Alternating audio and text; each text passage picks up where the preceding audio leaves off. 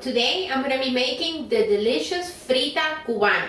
Frita Cubana is the equivalent to the American hamburger, but it's a little bit different. You'll watch. And the recipe that I'm going to share with you today is from 1935 Cuba. My husband's grandmother, Elena, she had 4 locations. It's like a farmer's market in Havana, Cuba, between 1935 and the 1940s.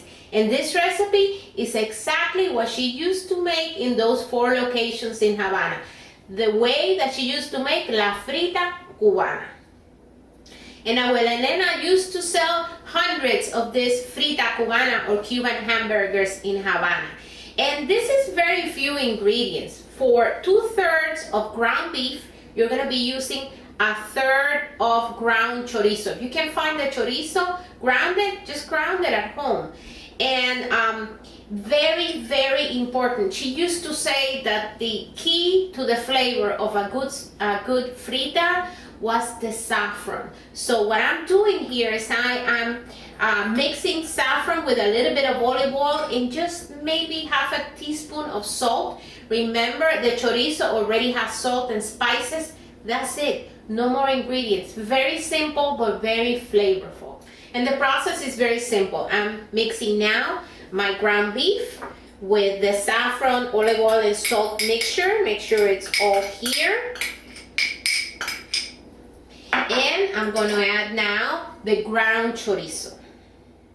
As you can see, I'm wearing gloves because saffron is going to tint my hands yellow. And I'm working with saffron, I'm working with chorizo that has a lot of paprika. What I did is I mix all the meat very well. Make sure all the ingredients are combined. After doing that, I'm making what it looks like a meatball. And you're gonna make it, according to the size of the bun you're gonna use. See? Now I'm gonna fry them in a little bit of oil. After throwing them in the pan, I am going to press them just a little bit, not much. You don't want them to break. And I'm gonna turn it around and fry it on the other side and press a little bit more.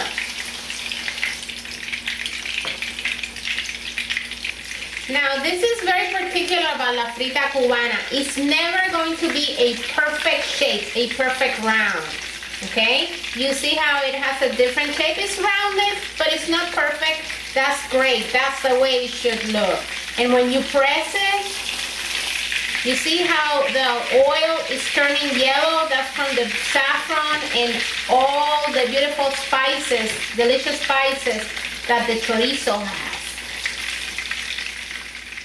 I finished frying my fritas. Now I'm going to show you how to put this Frita Cubana or Cuban burger, how we put it together. The first thing that we're going to do is that we're going to put the pat in a hamburger bun.